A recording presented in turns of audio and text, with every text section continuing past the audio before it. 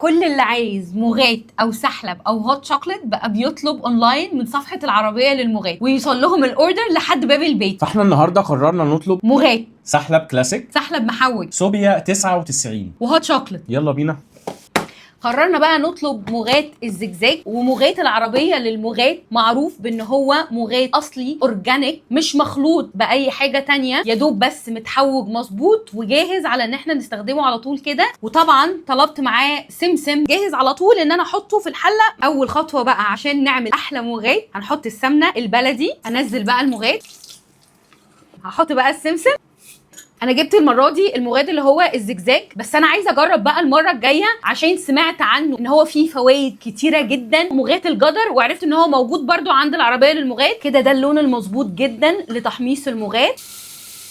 هنضيف السكر. المغاد تقل واستوى وبقى جاهز. شويه سمسم تانيين متحمصين من فوق، شويه مكسرات متحمصه. مش لازم الواحد يخلف عشان يجيب مغاد، ممكن نشرب مغاد عادي من غير ولاده. تحميصته مظبوطه، طعمه حلو بجد، تحفه.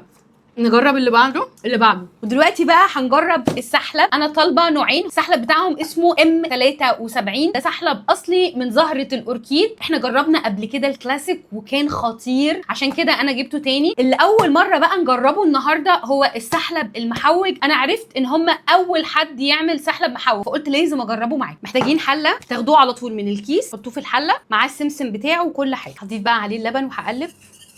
تفضلوا بقى تقلبوا في السحلب لحد ما يتقل. وصلنا لقوام السحلب الممتاز. ايه ده؟ حلو قوي التحويجه، خطير. كريمي قوي قوي. طبعا ان التقل بتاع السحلب ده على حسب ما انتوا بتحبوه، تقيل او خفيف. كنت خايفه منه ده بس طلع تحفه. حلو قوي. انت طبعا هتخلصه برضه. طبعا. بريميوم هوت شوكليت بتاعت العربيه للمغات، علشان هي شوكولاته باودر مش كاكاو، ودي لازم تعملوها باللبن مش بالميه علشان تدوب وتاخدوا احلى طعم. مبسوط قوي الفيديو ده ان انا باجي ادوق بس. انا من المره اللي فاتت وانت عايز اشربها تاني. صح؟ شوكولاته. انتوا بتشربوا شوكولاته باللبن، قوامها ممتاز، مش حاسين بطعم اي حاجه غير الشوكولاته. عملتي الصوبيا؟ هعمل الصوبيا وارجع لكم. دي صوبيا اسمها صوبيا 99، ودي اعلى مشروب جوز هند في العالم.